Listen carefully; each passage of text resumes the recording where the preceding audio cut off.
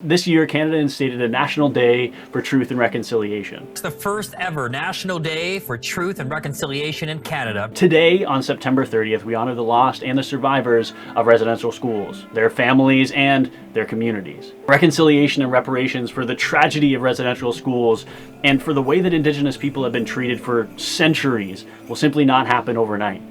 It's an ongoing effort to defeat the systematic racism that still exists in New Brunswick and across the country. Now, despite the province of New Brunswick deciding not to honor the day, we want to take the opportunity to recognize some Indigenous people, for their voices to be heard. So you're going to hear from Raven and from Desmond just what it's like to be an Indigenous youth here in New Brunswick. My name is Desmond Simon. I'm from Mills-Abuktuk First Nation here in New Brunswick. My name is Raven Nixon from Riverview, New Brunswick, and I am a member of Kingsclear First Nation. What does September 30th mean to me? It means to rock my mocks and wear my orange fuzzy sweater, and it means to try to hold my head high every single day. September 30th means a lot to First Nations people, but it also doesn't. We lived with this trauma our entire lives, but people are only realizing now that what we said is true.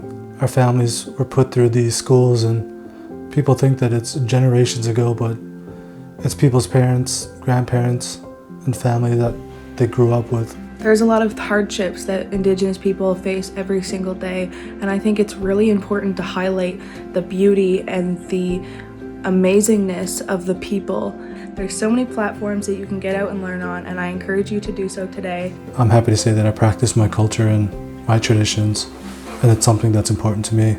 I want to be able to share those things, but I also want to share how beautiful, resilient, and strong the people are. I think you should find organizations that you support in your local area and donate to them. I just want to say a huge thank you to Desmond and Raven for being a part of this video, and for Desmond for allowing me to use some of his footage.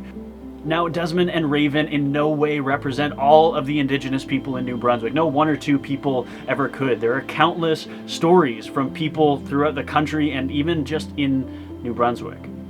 There are also a number of Wabanaki communities here in the Fundy Biosphere and across New Brunswick that I'm sure if you went in with an open mind and an open heart, curious to learn more of the culture and the history, they would be happy to teach you more. And if you're looking for online resources, I will link a few below, but I would encourage anybody to ask themselves today, what does September 30th mean to me?